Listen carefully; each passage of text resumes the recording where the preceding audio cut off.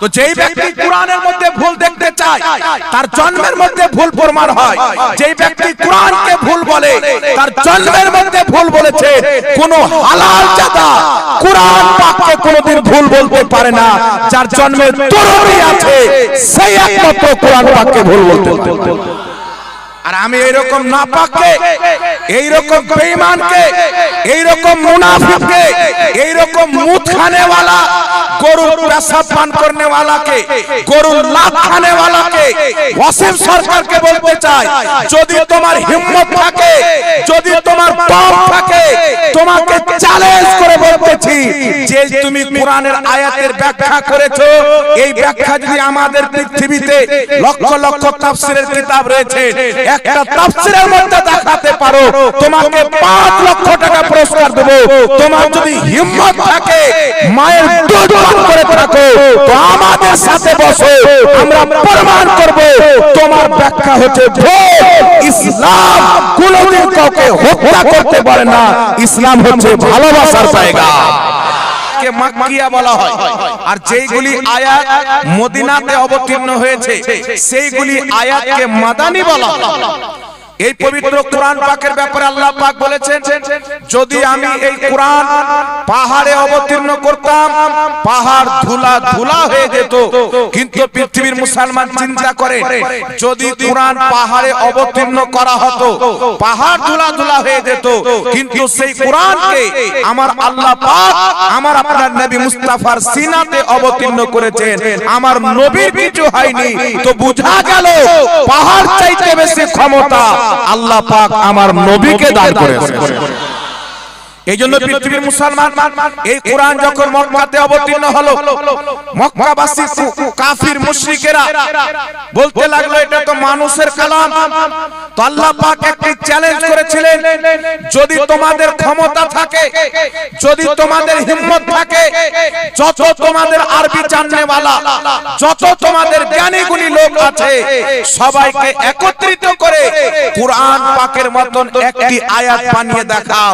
এই পৃথিবীর মুসলমান আরবি জাননেওয়ালাকে ডাকা হলো, বড় বড় কাফির মুনাফিক সবাই একত্রিত হয়ে একটা কোরআন পাকের আয়াত, কোরআন পাকের মতো একটা ডুপ্লিকেট আয়াত তৈরি করতে পারেনি।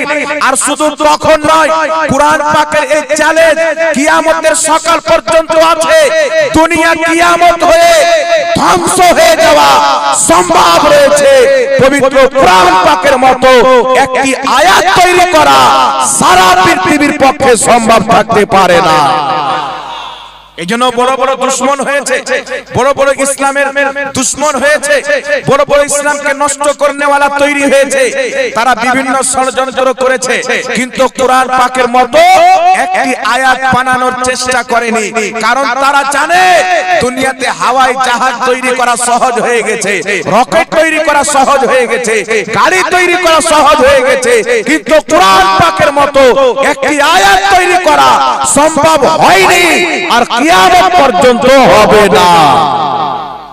এইজন্য পৃথিবীর মুসলমান আমি আপনাকে বলতে চাই, বর্তমান পশ্চিম বাংলার মাটিতে বিজেপি দলের একটা নাপাক মন্ত্রী বেরিয়েছে, যার নাম হলো ওয়াসিম সরকার। নামটা শুনেছে?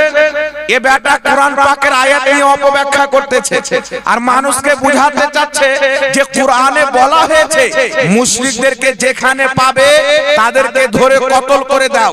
আমি ওই বেটা ওয়াসিম সরকারকে বলতে চাই, এই ভারতবর্ষের মাটিতে, হিন্দুস্তান, পাকিস্তান, ভারত, অখণ্ড ভারতে মুসলমানেরা শত শত বছর রাজ করেছে। বাবর বাদশার হুকুমত থেকেছে, হুমায়ুনের হুকুমত থেকেছে, औरंगजेबের হুকুমত থেকেছে, শাহজাহান বাদশার হুকুমত থেকেছে, সালিম বাদশার হুকুমত থেকেছে, তারপরে জাফরের হুকুমত থেকেছে। কিন্তু পৃথিবীর মুসলমান কোন বিজেপির একটা নেতা দেখাতে পারে না যে কোন একজন বাদশা এই কথা বলেছে যে যেখানে মুশরিককে পাবে তাকে কতল করে দাও।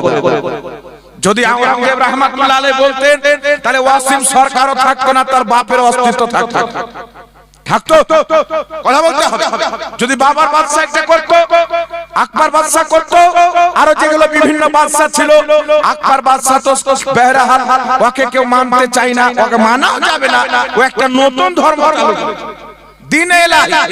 কিন্তু হযরত আওরঙ্গজেব রাহমাতুল্লাহ আলাইহি, যিনাকে আল্লাহর ওলি সবাই মানে, ইসলামিক বাদশা ছিলেন, আরো অনেক বাদশা ছিলেন শত শত বছরে। আমি এই ওয়াসিম সরকারকে বলতে চাই, কুরআন পাকের এই আয়াতকে নিয়ে কোন বাদশা কোথায় কোন মুশরিককে কতল করেছে একটা উদাহরণ তুমি দেখাতে পারবে না, তোমার পার্টির কোন মন্ত্রী দেখাতে পারবে না, কারণ তুমি কুরআন পাকের নামে মিথ্যাচার করেছো। আর তোমাকে বলতে চাই, কুরআন হচ্ছে চাঁদের চাইতে বেশি আলো। কেউ যদি চাঁদের দিকে থুতু ফেলে, ওই থুতু তার মুখের উপরে পড়বে, চাঁদে গিয়ে পৌঁছাবে। তো যেই ব্যক্তি কোরআনের মধ্যে ভুল দেখতে চায়, তার জন্মের মধ্যে ভুল প্রমাণ হয়। যেই ব্যক্তি কোরআনকে ভুল বলে, তার জন্মের মধ্যে ভুল বলেছে। কোন হালাল জাদা কোরআন পাককে কোনদিন ভুল বলতে পারে না। যার জন্মের তরুণী আছে, সেই একমাত্র কোরআন পাককে ভুল বলতে পারে। আর আমি এইরকম নাপাককে, এইরকম বেঈমানকে, এইরকম মুনাফিককে, এইরকম মুদ খানেওয়ালা, গরুর পেশাব পান করনেওয়ালাকে, গরুর লাত খানেওয়ালাকে, ওয়াসিম সরকারকে বলতে চাই, যদি তোমার হিম্মত থাকে, যদি তোমার দম থাকে, তোমাকে চ্যালেঞ্জ করে বলতেছি যে তুমি কোরআনের আয়াতের ব্যাখ্যা করেছো, এই ব্যাখ্যা যদি আমাদের পৃথিবীতে লক্ষ লক্ষ তাফসীরের কিতাব রয়েছে, একটা তাফসীরের মধ্যে দেখাতে পারো, তোমাকে 5 লক্ষ টাকা পুরস্কার দেব। তোমার যদি হিম্মত থাকে, মায়ের দুধ পান করে থাকো, তো আমাদের সাথে বসো, আমরা প্রমাণ করব তোমার ব্যাখ্যা হচ্ছে ভুল। ইসলাম কোনদিন কাউকে হত্যা করতে পারে না, ইসলাম হচ্ছে ভালোবাসার জায়গা। নবীর মোহাব্বতকে দেখে, রাসূলের প্রেমকে দেখে, রাসূলের মোহাব্বতকে দেখে, রাসূলের ভালোবাসাকে দেখে মক্কার মূর্তি পূজারা ইসলাম কবুল করেছে। চন্দ্রর পূজা করনেওয়ালা ইসলাম কবুল করেছে। খোদার ইজ্জতের কসম খেয়ে বলি, আমার নবী হাতে তলোয়ার উঠাননি, তবুও নবীর জন্য মানুষ নিজের গর্দানকে কাটাতে প্রস্তুত থেকেছেন। আমার আপনার নবী মুস্তাফা কোনদিন অস্ত্র নিয়ে কাউকে কতল করেনি। পৃথিবীর ইতিহাসে কুল কায়নাতের মাটিতে কেউ দেখাতে পারে না যে আমার নবী কোন একজন ব্যক্তিকে হত্যা করেছেন। কিন্তু নবী মুস্তাফার এত দিওয়ানা কোথায় পাওয়া যায়? পৃথিবীর মুসলমান হযরতে বেলাল হাবশিকে মক্কার মাটিতে বলা হচ্ছিল, তুমি লাত ও উজ্জার ইবাদত করো, আল্লাহর ইবাদত ছেড়ে দাও, মুহাম্মাদের দামানকে ছেড়ে দাও, তুমি যা চাইবে তোমাকে তাই দেওয়া হবে। হযরতে বেলালের শরীরে চামড়াকে জ্বালানো হয়েছিল, গরম বালিতে তিনাকে শুইয়ে দেওয়া হয়েছিল, কত রকমের কষ্ট দেওয়া হয়েছে। হযরতে বেলাল বলেছে, আরে যেই নবীর কলমা পড়েছি আমি জীবন দিতে পারি, সেই নবী পাকের দেওয়া ঈমান কোনদিন দিতে পারি না।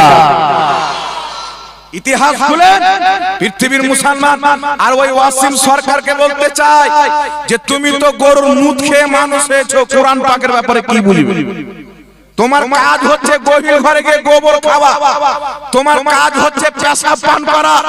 আরে পেশাব খানেওয়ালা, পেশাব পান করনেওয়ালা কুরআনকে বুঝতে পারবে না। কুরআনকে কারা বুঝবে? যারা মাদ্রাসায় তালবি খেয়ে মেহনত করে 10-15 বছর পড়াশোনা করে, তারাই কোরআন পাককে বুঝতে পারবে। ওর চেহারা দেখলে তো মনে হবে শয়তানের জায়গা, টয়লেট ওটাই তৈরি করা হয়েছে। ও চেহারাতে না কোন নূর কি করে থাকবে? পেশাব পান করনেওয়ালার কি করে নূর থাকতে পারে?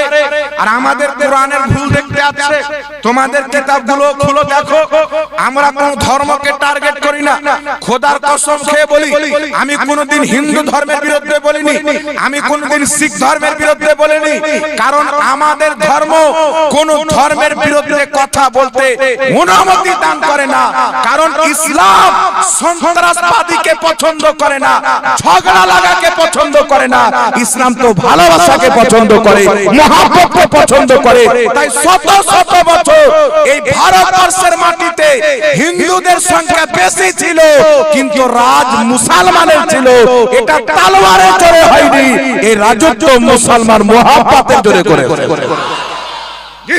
দেখা কোন ধর্মের লোক দেখান একটা উদাহরণ যে পৃথিবীর মাটিতে কোন দেশে মুসলমানদের সংখ্যা বেশি আছে আর খ্রিস্টান রাজ করছে?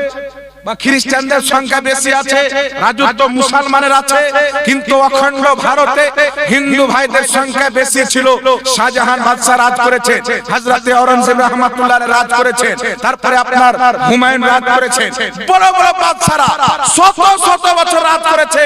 আমি এটা বলতে চাই, মুসলিমদের শাসনকালে হিন্দুরা যতটুকু সুরক্ষিত ছিল, মোদির শাসনকালে ততটুকু সুরক্ষিত নাই। 20% মুসলমান, 30% মুসলমান, তাদের মুখ্যমন্ত্রী, তাদের আপনার প্রধানমন্ত্রী, তাদেরই সব, তারপরেও নাকি তারা ক্ষতিতে আছে, ভয়ে ভয়ে আছে, সুরক্ষিত নাই। মানুষকে বোকা কতদিন বানানো হবে? আমি ওই মূর্খ জাহিলকে বলতে চাই, যদি তুমি কোরআনকে বুঝতে চাও তো তুমি তো গরুর পেশাব পান করো, তুমি তো গোবর খানেওয়ালা লোক, তুমি বুঝতে পারবে না। তোমাকে ইতিহাসের পান্না খুলতে বলছি, খুলে পড়ো। লন্ডনের মাটিতে একজন বিশ্ববিখ্যাত বিজ্ঞান, যার নাম হচ্ছে ডক্টর মরিস, এই ডক্টর মরিস ফিরআউনের লাশকে নিয়ে গবেষণা করতে আরম্ভ করলো। যখন সে গবেষণা করতে লাগলো, তাকে কোন ব্যক্তি খবর দিল, যদি ফিরআউনের লাশের ব্যাপারে জানতে চাও, মুসলমানদের কোরআন খুলে পড়ো। সঙ্গে সঙ্গে লন্ডনের মাটি থেকে আপনার হাওয়াই জাহাজে চলে গেল কোথায়? ইনি চলে গেলেন মিশরের মাটিতে। যখন মিশরের মাটিতে চলে গেলেন, আল্লাহু আকবার কবিরা, কোরআন পাককে খোলা হলো, আলিম উলমারা খুলে দিলেন। কোরআন পাক যখন পড়তে লাগলেন, আল্লাহ পাক কোরআনে বলছেন, আমি মুসা আলাইহিস সালামকে সমুদ্রের মাঝে রাস্তা দান করলাম, আর ফিরআউনদেরকে সমুদ্রকে মিলিয়ে দিয়ে মুসাকে পার করে ফিরআউনকে ডুবিয়ে দিলাম, আর তার লাশ আমি কিয়ামত পর্যন্ত রেখে দিলাম। না মাটি খেতে পারবে, না হাওয়া নষ্ট করতে পারবে, কিয়ামত পর্যন্ত আমি আল্লাহ ইবাদতের জন্য তার লাশকে রেখে দিয়েছি। এই কথা যখন কোরআন পাকের মধ্যে ডক্টর মরিস পেয়েছে, সঙ্গে সঙ্গে কালেমা পাঠ করে মুসলমান হয়ে গেছে।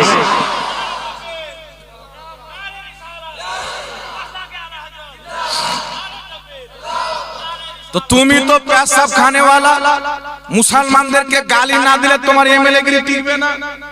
মুসলমানের বিরুদ্ধে কথা না বলে, ষড়যন্ত্র না করে তোমার পেটের ভাত লোভবে না।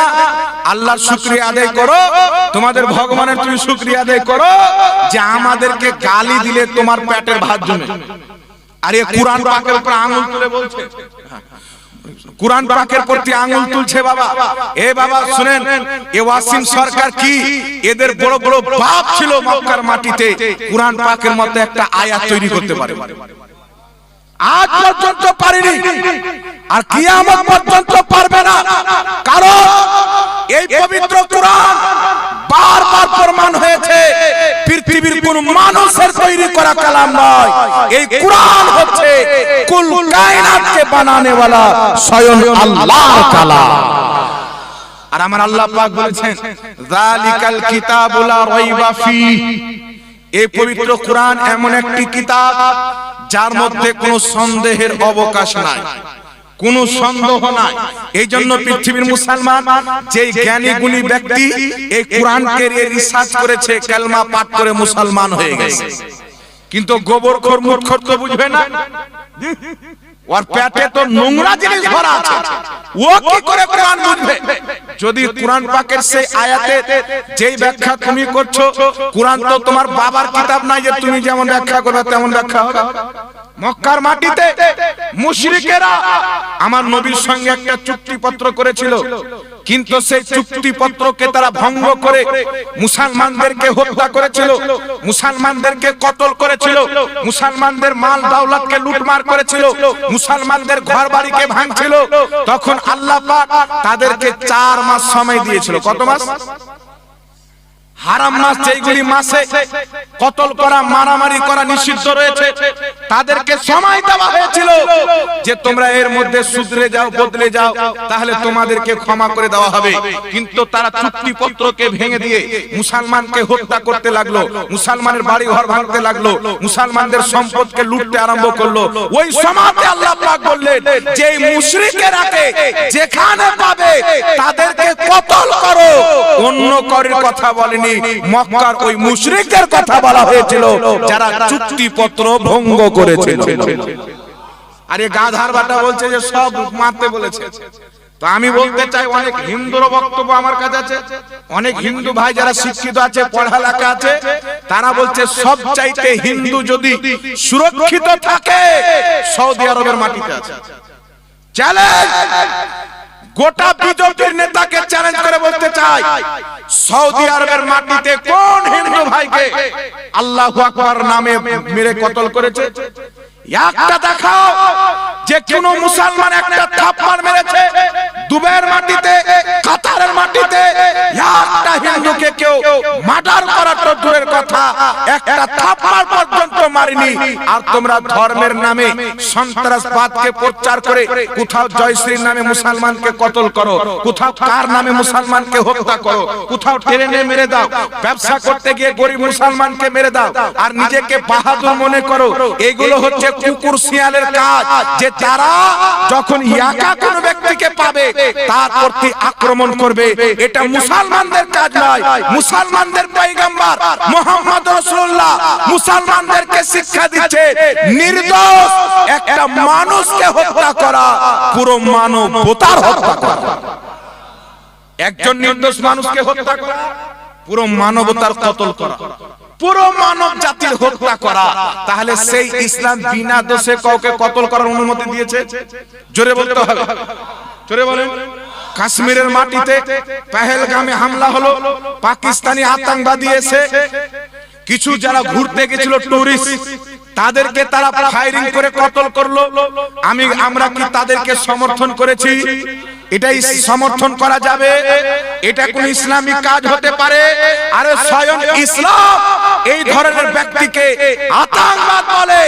যে নির্দোষ ব্যক্তিকে হত্যা করবে, সে হিন্দু ধর্মের হোক, শিখ ধর্মের হোক, ঈসাই ধর্মের হোক, ইহুদি ধর্মের হোক, যে কোনো ধর্মের লোক হোক না কেন, নির্দোষ ব্যক্তিকে হত্যা করা ইসলামে মহাপাপ রয়েছে। একজন ব্যক্তিকে হত্যা করা পুরো মানবতার হত্যা করা। এটা ইসলামের পয়গাম মুহাম্মদ রাসূলুল্লাহ দিয়েছে। এইজন্য পৃথিবীর মুসলমান যদি কেউ মুসলমান নাম রেখে কোন নির্দোষ ব্যক্তিকে হত্যা করা হালাল মনে করে, ও মুসলমান নয়, ও মুসলমান নয়, ও হলো মুনাফিক, ও ইসলামের মান্যকারী হতে পারে না। মুসলমান কাকে বলা যাবে? যেই ব্যক্তি মুহাম্মদ রাসূলুল্লাহর আদর্শকে মেনে চলবে, নবী মুস্তাফার চরিত্রকে ফলো করবে। এই পৃথিবীর মুসলমান আপনাদেরকে বলতে চাই, আমার যুবক ভাইদেরকে বলতে চাই, আজ পৃথিবীর মাটিতে মুসলমানের প্রতি আক্রমণ। আমাদের কোরআনের ব্যাপারে বলছে যে বদরের মাঠে কোরআনকে জ্বালিয়ে পুড়িয়ে ছাই করে দেওয়া হয়েছিল। এই যে বর্তমানে কোরআন আছে, এই কোরআন শয়তানরা লিখেছে। বলেন মাআযাল্লাহ। ওয়াসিম সরকার যদি ওর বাবারই বৈধ সন্তান থাকে, তাহলে বদরের কোথায় কোরআন পাক পুড়িয়ে ছাই করা হয়েছিল? কোন কিতাবে লেখা আছে একটু দেখাও। মিথ্যা কথা বলছো তুমি, মিথ্যা কথা বলে তোমার ধর্মকে কলঙ্কিত করতে চাও। মুসলমানেরা মিথ্যা কথা বলাকে হারাম মনে করে, হারাম মনে করে। আর ও মিথ্যা কথা বলছে কোরআন বদরের যুদ্ধে পুড়িয়ে দেওয়া হয়েছিল। বদরের ইতিহাস ও বেটা জানে না, ঘরে বসে গোবর খেয়ে তুমি ইতিহাস কি জানবে? হাদিস পড়ো, আমাদের হাদিসের কিতাব বাংলাতে পাওয়া যায়, হিন্দিতে পাওয়া যায়, ইংলিশে ট্রান্সলেশন করা পাওয়া যায়। একবার পড়ে দেখো, ওই বদরের মাটিতে 313 জন সাহাবী একদিকে, 1000 কাফির একদিকে, আমার নবী মুস্তাফা 313 জন সাহাবীকে 1000 কাফিরের মোকাবিলাতে বদরের প্রান্তরে নামিয়ে খোদার কাছে দোয়া করেছিলেন, খোদা এই 313 জন যদি বিজয় না হতে পারে, জমিনে আল্লাহ বলনেওয়ালা কেউ থাকবে না, তোমার ইবাদত হবে না। আল্লাহ পাক ফেরেশতাকে পাঠিয়ে 313 জন সাহাবীর পক্ষে ফেরেশতারা যুদ্ধ করেছে। ইসলামের পতাকাকে আল্লাহ পাক বালাম করে দিয়েছেন। বল সুবহানাল্লাহ। তো 313 জন সাহাবী আর হাজারো ফেরেশতা কোথায়? বদরের মাটিতে 1000 কাফিরের ধ্বজা উড়িয়ে দিচ্ছেন। আর এই বেটা বলছে বদরে কোরআন জ্বালিয়ে দেওয়া হয়েছিল। যে জ্বালাচ্ছিল ও বাস্তব, এই কথা বলে ও বাস্তব। এটা নতুন নয় বিরাদর ইসলাম। কোরআন পাকের প্রতি আক্রমণ করো, মুসলমানদের বিরুদ্ধে গালিগালাজ করো, ওদের নবীকে গালি দাও, ওদের ওলিকে গালি দাও, ওদের আল্লাহকে গালি দাও, ওদের কোরআনের বিরুদ্ধে বলো, তাহলে আমাদের যেগুলো হিন্দু ভাই আছে ওদের ভোটগুলো সব আমরা পাবো, আমাদের সরকার আছে। নিজের ডাল রুটি শাকার জন্য মুসলমানকে গালি দিচ্ছে। আমি ওই অসীমকে বলবো যে বেটা তুই প্রার্থনা কর নাউজুবিল্লাহ, যে মুসলমান যদি ভারতে না থাকতো বিজেপির ছাত্রটা কেউ দেখতে পেত না। এই মুসলমানকে কোষে কোষে গালি দিয়ে, মুখ খারাপ করে, বিভিন্ন রকমের ভাষা দিয়ে দেশের গাদ্দার বলে মুসলমানকে বলছে দেশের গাদ্দার। এই জাহিলকে বলতে চাই ভারতবর্ষের আজাদির জন্য সবচাইতে বেশি যারা রক্তদান করে জীবন দিয়েছে তারা সবচাইতে বেশি মুসলমান ছিল। আর তাকে বলতে চাই কাশ্মীরের বর্ডারে বীর আব্দুল হামিদ আমাদেরকে পাকিস্তানি বলো, ও জাহিলকে বলতে চাই, মূর্খকে বলতে চাই যে মুসলমানদের বীর যার নাম হচ্ছে বীর আব্দুল হামিদ কাশ্মীরের বর্ডারে পাকিস্তানের সাথে যুদ্ধে লড়তে গিয়ে তার ট্যাঙ্কে বডি সহ উড়িয়ে হিন্দুস্তানের জন্য শহীদ হয়েছে।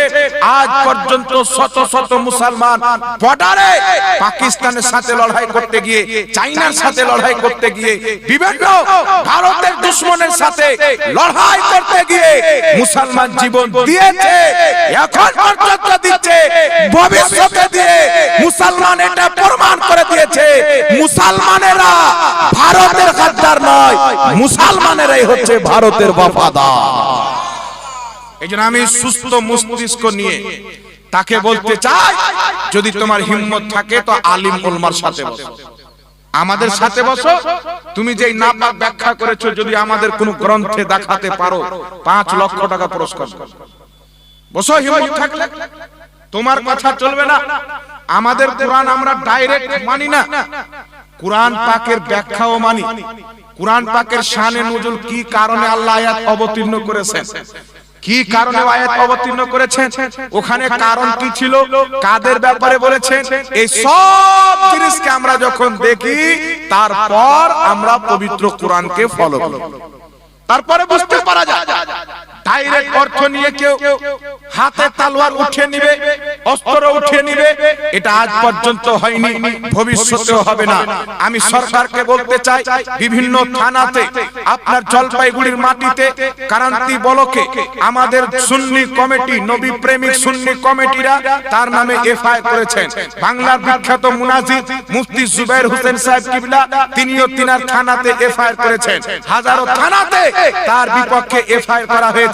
আমরা সবাই এক বাক্যে ভারত সরকারকে বলতে চাই এই ওয়াসিম সরকারের মুখে লাগাম লাগিয়ে তাকে জেলে বন্দী করে শাস্তি দেওয়া হোক, কারণ সেই সংবিধানের বিরুদ্ধে কথা বলেছে, তার শাস্তি হচ্ছে জেলখানা, অবিলম্বে তাকে অ্যারেস্ট করতে হবে।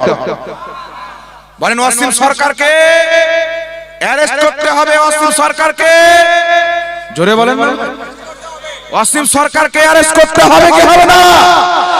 এইজন্য আমি বলতে চাই বাবা, ভয় পাওয়ার কিছু নাই। আমরা মুসলমান, আমরা ঈমানদার, চিরকাল আমাদের দুশমন থেকেছে। আল্লাহ কুরআন মক্কাতে অবতীর্ণ করেছেন, মদিনাতে অবতীর্ণ করেছেন, কোথায়? নবী মুস্তাফার সিনাতে। মুসলমান কুরআনকে আল্লাহর কালাম মনে করে, নবীর কাছে শুনে, নবীর কাছে শুনে। মুসলমান আল্লাহকে বিশ্বাস করে, নবীর কাছে শুনে। আমাকে একজন ব্যক্তি জিজ্ঞাসা করেছিল আল্লাহ আছে, এটা আপনি প্রমাণ করতে পারবেন? আমি বললাম প্রমাণ করার দরকার কি আছে, আমরা তো বিনা প্রমাণে মানি আল্লাহ এক, বিনা দলিলে মানি। আমাকে দলিল দেওয়ার দরকার নাই। আমাকে আল্লাহ সৃষ্টি করেছেন, আমাকে জবান দিয়েছেন, আমাকে হাত পা দিয়েছেন, নবীর উম্মত বানিয়েছেন, পৃথিবীতে পাঠিয়েছেন, এটাই তো আল্লাহর সবচেয়ে বড় দলিল। যদি আল্লাহ না হতো তো জিন্দেগি কে দিত? যদি আল্লাহ না হতেন তাহলে মওত কে দিতেন? যদি আল্লাহ না হতেন তাহলে জবানের শক্তি কে দিত? চোখে জ্যোতি কে দিত? কানে শোনার শক্তি কে দিত? পায়ে চলার শক্তি কে দিত? তো ওই মুলহিদ যারা আল্লাহকে অস্বীকার করে তাদের সাথে যদি কথা হয় তাকে একটাই উত্তর দিতে হবে, আমরা বিনা দলিলে বিশ্বাস করি আমাদের আল্লাহ আছে। আর তুমিও বিশ্বাস করবে যখন তোমার নাস কেটে দেওয়া হবে, যখন তোমাকে মওত আসবে তখন তুমি বিশ্বাস করবে যে খোদা আছে। আর অবশ্যই এটা মুসলমানদের পোক্তা ঈমান রয়েছে, আমাদের আল্লাহ অবশ্যই আছে। এ আছে কিনা জোরে বলেন, আল্লাহ আছে কিনা? এই পৃথিবীর মুসলমান আপনাকে বলতে চাই, আল্লাহ তাবারাক ওয়া তাআলা আমাদেরকে মুসলমান বানিয়েছেন। এই কোরআনকে মিটার জন্য মুশরিকেরা, কাফিরেরা, ইহুদ ও নাসারারা কত চেষ্টা করেছে। আবু জেহেল মক্কায় পুরো হিম্মত লাগিয়ে দিয়েছে, ইসলাম মক্কাতে অবতীর্ণ হয়েছে, কোরআন মক্কা থেকে যেন বাইরে না যায়, মদিনাতে যখন চলে গেল মদিনা থেকে যেন বাইরে না যায়। কিন্তু পৃথিবীর মুসলমান এই পবিত্র কোরআন যদি কাগজের মাধ্যমে পৃথিবীতে আসতো, কাগজকে জ্বালিয়ে দেওয়া হতো। যদি কিতাবী রূপে আসতো, কিতাবকে জ্বালিয়ে দেওয়া হতো। কিন্তু আল্লাহ পাকের কুদরত দেখেন, সারা পৃথিবীতে সবচাইতে বেশি যেই কিতাবকে মুখস্থ করা হয় ওই কিতাবের নাম হচ্ছে আল কোরআন। আরো তো ধর্ম আছে, আছে না নাই বাবা? খ্রিস্টান ধর্ম আছে, ইহুদি আছে, হিন্দু ধর্ম আছে। গোটা ভারতবর্ষে চেক করেন, হিন্দু ভাইদের ধর্মের যে কিতাব আছে, ঋগ্বেদ বা সামবেদ বা যজুর্বেদ, এইগুলো তাদের যে কিতাব আছে বা গীতা, এই সম্পূর্ণ গীতা কটা লোকের মুখস্থ আছে? ওদের পণ্ডিতেরও মুখস্থ নয়। কথা বলিয়েন না, ওদের পণ্ডিতেরও মুখস্থ নয়। খ্রিস্টানদের ধর্মীয় কিতাব হচ্ছে বাইবেল, তাদের ধর্মের মধ্যে চেক করেন বাইবেল কজনের মুখস্থ আছে? একটারও নাই। ইহুদি ধর্মের কিতাব তাদের মুখস্থ নাই। কিন্তু পৃথিবীর মুসলমান যদি কোনো ব্যক্তি গীতা মুখস্থ করতে চায়, বাইবেল মুখস্থ করতে চায়, হয়তো তার সারা জিন্দেগি গুজরে যাবে কিন্তু মুখস্থ করতে পারবে না। আর যদি করে নেই রোটে রোটে তো ভিতরে থাকবে না। কিন্তু কোরআন পাকের মুজিজা, যখন হাফিজে কোরআন মাদ্রাসার চাটাইতে বসে এই কোরআনকে মুখস্থ করে, মৃত্যু পর্যন্ত এই পবিত্র কোরআন তার সিনাতে আমার আল্লাহ গেঁথে দেয়। জোরে বল সুবহানাল্লাহ। আজ গোটা দুনিয়াতে খুঁজেন, এক এক বছরে গোটা দুনিয়াতে কোটি কোটি হাফিজে কোরআন বের হয়েছে। তাহলে আপনারা বলেন বাবা, এই কোরআন কেউ যদি কাগজের জ্বালিয়ে দেয়, কিতাবকে যদি জ্বালিয়ে দেয়, তো মুসলমানের সিনাতে যে কোরআন আছে এটাকে জ্বালানো যাবে? এটাকে নষ্ট করা যাবে? কোন মতে নষ্ট করা যাবে না। এই জন্য মুসলমান আপনাকে বলতে চাই যে যত বেশি কোরআনের প্রতি আক্রমণ করবে, আমরা মুসলমান আমাদের প্রত্যেকটা সন্তানকে এই কোরআন পাকের শিক্ষা দিয়ে সারা পৃথিবীতে কোরআন পাকের আলো ছড়িয়ে দেব। বলো ঠিক ঠিক ঠিক ঠিক। দরকার আছে না নাই বাবা? কোরআন পড়ার দরকার আছে না নাই? কোরআনকে বুঝার দরকার আছে না নাই? আজকে আমাদের কোরআনের প্রতি হামলা করেছে। যদি আপনার সন্তানকে কোরআন না শেখান, তো আপনার সন্তান শুনে বলবে হয়তো ঠিকই কোরআন বলেছে যে যেখানে মুশরিককে পাবে হত্যা করে দাও।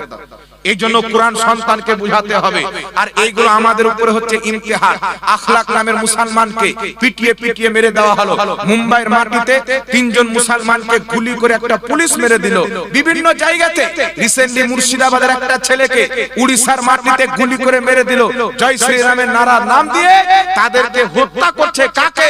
মুসলমানকে। ভয় পাওয়ার কিছু নাই। আল্লাহ পাক পবিত্র কোরআনে বলছেন, ওয়ালা নাবুলু ওয়ান্নাকুম বিশাইইম মিনাল খাউফি ওয়াল জু'i ওয়া নাকসিম মিনাল আমওয়াল ওয়াল আনফুসি ওয়াস সামারাত। আল্লাহ পাক বলতেছেন, আমি তোমাদের পরীক্ষা নেব। কখনো তোমাদের প্রতি ভয় ভরা হবে, কখনো তোমাদেরকে কতল করা হবে, কখনো তোমাদের ফসল নষ্ট করা হবে, কখনো তোমাদের ছেলে মেয়েকে কতল করা হবে। আমি আল্লাহ তোমাদের পরীক্ষা নেব। আর পৃথিবীর মুসলমান আমরা দেখেছি, ইমামে হুসাইন রাদিয়াল্লাহু তাআলা আনহু কারবালার মাটিতে 72 জন ব্যক্তিকে নিয়েছিলেন। 22,000 ইয়াজিদি একদিকে ছিল। ইমামে হুসেনের চোখের সামনে তিনার সন্তান আলী আকবরকে শহীদ করা হয়েছে।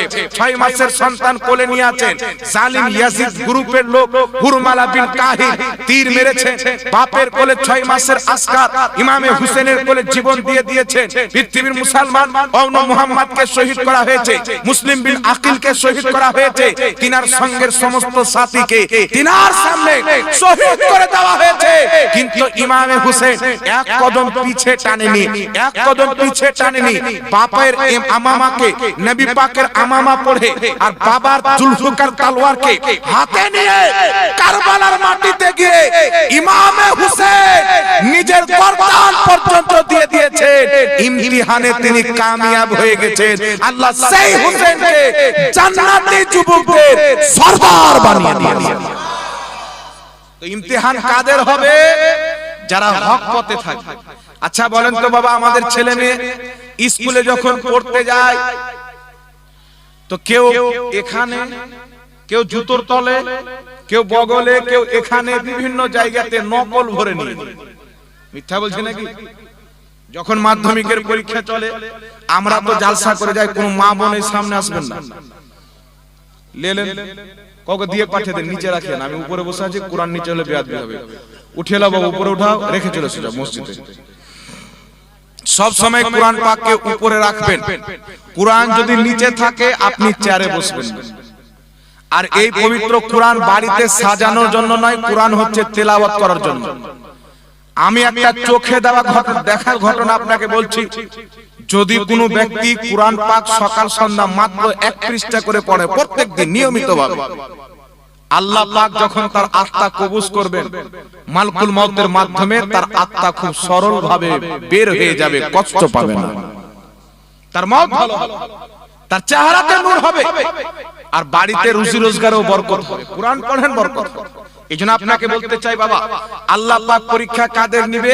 যারা ঈমানদার থাকবে। যারা নকল করতে যায়, স্কুলে পরীক্ষা দিতে যায়, নকল কারা করে বাবা? যারা কমজোর থাকে তারা তো নকল করে, কিন্তু যারা কমজোর থাকে না তারা কি নকল করে? জানে আমি উত্তর দিয়ে দেবো, আমি মেহনত করেছি, আমি পড়েছি।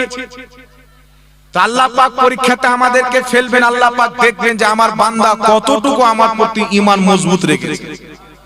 আপনার চোখের সামনে কিয়ামতের পূর্বে এমন একটা দিন চলে আসবে, মুসলমানদের একটা বাবার যদি 100টা সন্তান হয়, যেমন দাদারা 4 ভাই আছে, তাদের সন্তান সব মিলিয়ে 100টা হয়, তো 99টাকে কতল করা হবে, একটা বাঁচবে। কিয়ামতের পূর্বে এগুলো ঘটবে, একটা সন্তান বাঁচবে। তাহলে কি আমরা ইসলাম ছেড়ে দেব? কথা বলতে হবে। আমার চোখের সামনে